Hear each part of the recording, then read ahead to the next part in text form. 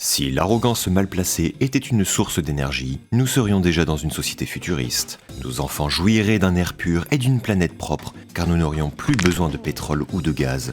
Non, notre planète serait alimentée grâce à un simple post sur Twitter. Ils injectent de la politique dans mes jeux vidéo. Cette déclaration un peu benette est frappée par un éclair de réponses condescendantes, provenant de critiques éclairées. Il y a toujours eu de la politique dans les jeux vidéo. Tout est politique. Ce n'est pas politique de parler des droits des trans. Les joueurs ne veulent pas de politique et jouent à Bioshock. Ils regardent The Boys et viennent chouiner sur la politique. Dommage pour eux, ils répondent à côté de la plaque. Donc aujourd'hui, on va parler politique dans les jeux vidéo. Quand est-ce que leur inclusion est bonne, quand elle est mauvaise, et on se moquera gentiment des génies qui voient leur cause du moment dans tous les jeux. À côté de la plaque, parce que ces deux n'utilisent pas la même définition de politique. Quand les gens s'en plaignent dans les jeux vidéo, ils ne se réfèrent pas au mode de structuration de la société et de ses citoyens. Ils parlent de l'activisme qui est injecté avec la délicatesse d'un 33 tonnes. L'impression que le scénariste est sorti de l'écran est à attraper au col. So, I'm non-binary. Raconte pas ta vie, fils de pute. Ou en s'adressant directement à la communauté, comme ce développeur de Battlefield 5, répondant à l'anachronisme d'avoir 50% de femmes soldats pendant la Seconde Guerre mondiale.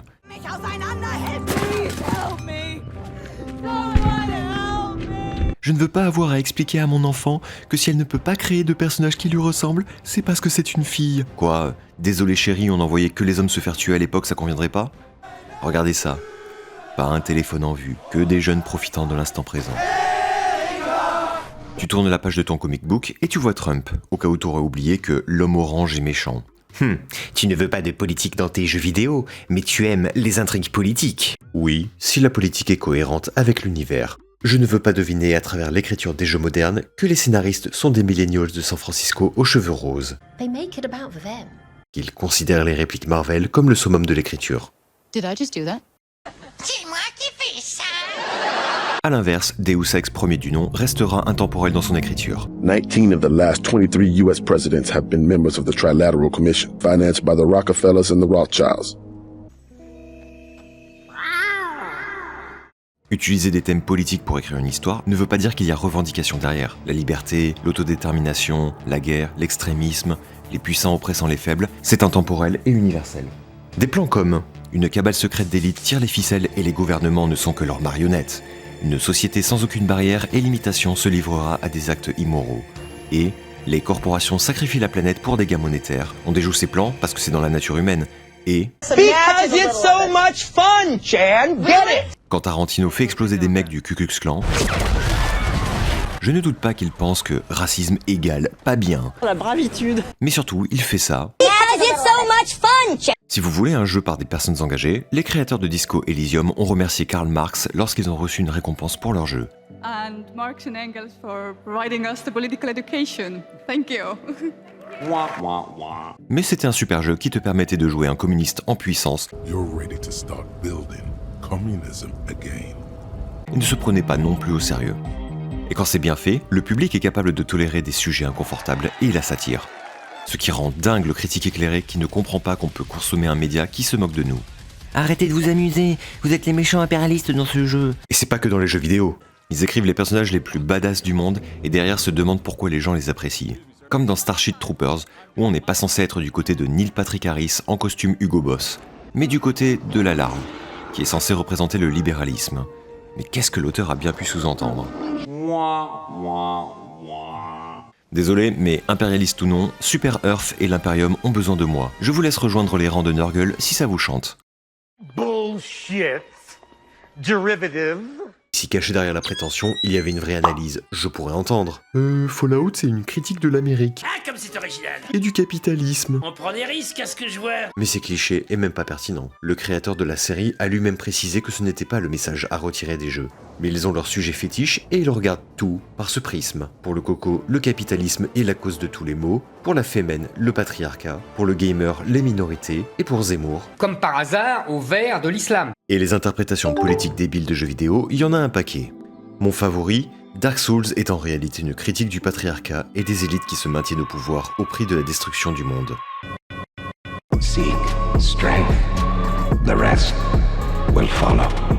Pour ceux qui ne connaîtraient pas l'histoire de Dark Souls, au commencement, l'humanité est terrée dans sa grotte, telle des troglodytes parce qu'il fait noir dehors, et la surface grouille de dragons. Une flamme apparaît, Et Gwyn, au nom malchanceux en VF, l'utilise pour les noscopes à coups de fatale foudre parce que c'est leur faiblesse élémentaire.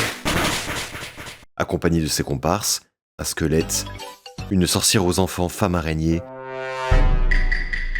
et un dragon collabo qui se fait raser ses écailles à la fin de la guerre. Fini la grotte, ils bâtissent Disneyland et l'ère du feu commence. Sauf qu'au bout de 1000 ans, la facture EDF commence à peser et la flamme s'affaiblit, entraînant la chute de l'humanité. Afin de maintenir l'ordre, Gwyn décide de canaliser son moine tibétain intérieur et s'incinère pour garder la flamme en vie plus longtemps. Il appartient donc au joueur de se forger une âme forte afin de raviver la flamme à son tour. L'alternative, devenir un seigneur noir, éteindre la flamme et se faire louer par des serpents qui sortent du sol. Donc, Dark Souls, une critique du patriarcat et des élites qui s'en maintiennent au pouvoir? Tout à fait. Un patriarcat qui a construit une civilisation millénaire et qui se sacrifie afin de sauver ses sujets. Sacré Miyazaki, je ne te savais pas religieux. Blague à part, c'est marrant comment l'aspect religieux n'est jamais relevé dans la critique d'œuvre des mots du bulbe blueskaiens. Do not be afraid. L'écoterrorisme de Final Fantasy VII est encensé jusqu'à plus soif, le prônant comme revendication politique, mais ça... non. Mais comme un buffet à volonté, ça prend ce qui les arrange, puis derrière snob la plèbe et leur manque de culture des médias. Désolé, mais ce n'est pas si sérieux. Si le message de votre jouet peut être compris par un enfant de 8 ans, c'est qu'il n'est pas si profond. Vous pouvez faire tous les documentaires de 1h50 que vous voulez, la réalité, c'est que vous êtes dans la boue avec nous en train de manger des crayons de couleur. Ceux qui changent le monde ne jouent pas aux jeux vidéo et ne modifient pas la page Wikipédia de Sephiroth pour préciser qu'il est circoncis. Merci à vous d'avoir payé mes pizzas pendant plus d'1 an. Malheureusement, j'ai dû quitter le chômage gang à la fin de l'année et retrouver un travail. Maintenant que j'ai repris un petit rythme de croisière, je relance la production et vais même faire quelques streams le soir sur YouTube. Donc restez à l'écoute et on se retrouve bien vite. Corporations are so big you don't even know who you're working for. That's terror. I need a vacation.